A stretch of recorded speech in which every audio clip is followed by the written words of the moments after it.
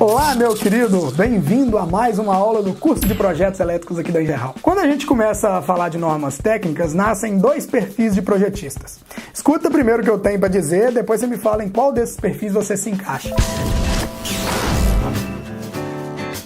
O primeiro perfil é do cara que tem medo das normas técnicas, do que acha os termos usados aí nas normas muito complexos e de difícil entendimento. O cara que acha um saco ter que seguir as recomendações de uma norma e se sente limitado em ter que ficar respeitando isso.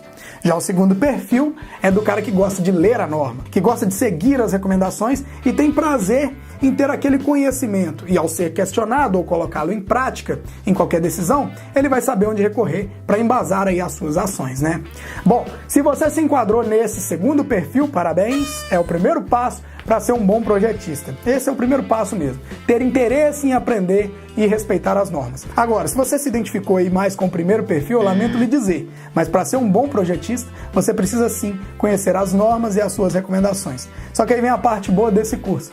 Se você hoje sente medo, acha a norma algo complexo demais, cara, não se preocupa, porque eu estou aqui simplesmente para ser o cupido que vai, assim, digamos, fazer você se apaixonar, né, pelas normas e as normas por você. Olha que coisa romântica. Ai, que fofo. Mas chega de papo furado, vamos entender para que servem e quais as normas mais usadas em projetos elétricos de baixa tensão. Bora lá. As normas técnicas são como manuais e devem ser seguidas na elaboração de todo o projeto elétrico, pois elas são resultados aí de análises técnicas já realizadas. Basicamente, na área elétrica, a gente segue as NBRs, que são as mais técnicas, e as NRs, que são mais voltadas para a segurança do trabalho. As NBRs, as Normas Brasileiras de Regulamentação, são regidas pela ABNT, que é a Associação Brasileira de Normas Técnicas. Inclusive, a ABNT possui um site onde é possível verificar todas as normas vigentes, bem como atualizações que ocorrem ao longo do tempo, né? Porque assim, pessoal, as normas são feitas e são atualizadas ao longo dos anos, né? Ao longo dos anos. Depois, que a tecnologia vai mudando, novos dispositivos vão aparecendo, por isso precisa atualizar. Só que chega em um tempo que a norma fica tão defasada que boa parte dela não serve mais. Aí a ABNT vai lá e faz o quê? Ela cancela essa norma e a substitui ou não por outra. Bom, eu confesso que em alguns casos até resolve, mas em outros casos, ó, daqui a pouco eu te mostro uma norma que foi substituída por outra internacional, mas que é tão ruim que a comunidade técnica de projetos ainda usa a norma antiga, que foi cancelada, usa ela de base. Mas calma que eu explico isso já em breve, tá? Já as NRs, as normas regulamentadoras do Ministério do Trabalho e Emprego, essas normas tratam da segurança do trabalhador no ambiente de trabalho, logicamente, né? A mais usada por nós da área elétrica é a famosa NR10, pois ela trata exclusivamente da segurança em trabalhos envolvendo eletricidade. Mas também existem os riscos adicionais que a gente consulta em outras normas fora da NR10, como a NR35, né, que fala sobre segurança no trabalho em altura. No caso aí de instalador fotovoltaico, toda a galera que trabalha em altura aí, eles precisam ter curso de capacitação nas duas normas, na NR10 e na NR35. Mas vamos falar então das normas que mais consultamos na hora de fazer projetos elétricos de baixa tensão. Para a elaboração de projetos elétricos de baixa tensão, devemos considerar várias normas, sendo que essa primeira que eu vou falar é a mais utilizada sempre. NBR 5410/2004, versão corrigida 2008. Ela descreve todos os parâmetros sobre as instalações elétricas de baixa tensão. Essa, pessoal, eu considero a norma mãe das instalações elétricas de baixa tensão. Basicamente, tudo que a gente precisa consultar está nela, né? A NR10 1978, atualizada em 2016, trata da segurança em instalações e serviços com eletricidade. Essa norma é a mais usada quando precisamos fazer um projeto elétrico seguro. Inclusive, mencionamos vários trechos dessa norma no nosso memorial descritivo, né? NBR 5444 de 1989. Símbolos gráficos para instalações elétricas prediais. Essa norma aí foi a primeira no Brasil a catalogar os símbolos mais usados em projetos elétricos. E apesar de cancelada em 2014, essa NBR continua sendo aí considerada pela comunidade técnica a melhor para seguir na hora de lançar os símbolos nos projetos elétricos. Por isso eu falei lá atrás que a gente ainda usa de base algumas normas mesmo que canceladas. Essa aí é uma delas. NBR 14136/2012, com errata em 2013. Plugs e tomadas para uso doméstico e análogo até 20 amperes, 250 volts em corrente alternada.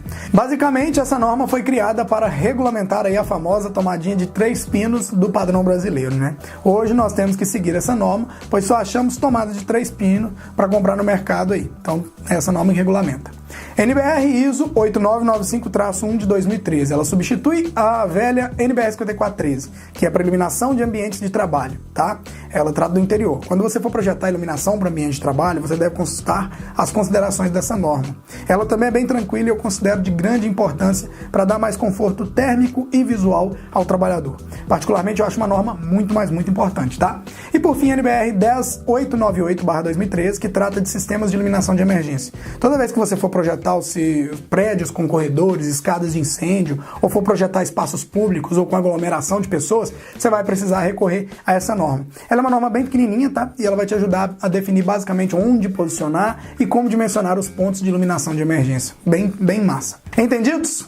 E fora das normas nacionais, é importante considerar as normas da sua concessionária local de energia, como por exemplo a CEMIG, a Coelba, Eletropaulo, CPFL, Enel, Energisa, Light, por aí vai, né? Mesmo que a gente vai fazer projetos somente de instalação elétrica interna e as normas das concessionárias se limitarem ao quadro de medição, ou seja, elas ficarem até o padrão de entrada, dali para frente as concessionárias não entram, não dá pitaco, a gente vai precisar saber a forma de alimentação dos quadros para fazer o dimensionamento da instalação e prever também o quadro de medição nos nossos projetos. Por isso, depois de calcular toda a carga instalada do nosso projeto, eu tenho que ir lá na norma da concessionária da minha região e consultar nas tabelas dela qual será o padrão de energia necessário para suportar toda aquela demanda que o meu cliente precisa ali que eu projetei. E quem define isso aí é a gente, é o projetista, não tem como fugir disso não.